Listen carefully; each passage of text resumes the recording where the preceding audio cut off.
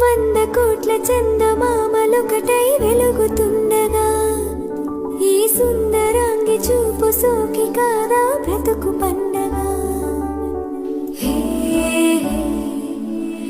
హే కలలోనైన కలగనలేదే నువ్వస్తావని, మెలకువలోనైనా అనుకోలేదే నువ్వస్తావని.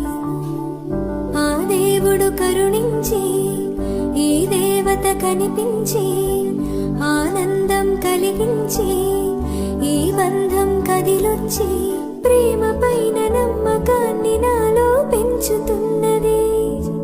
నన్ను కమ్మనైన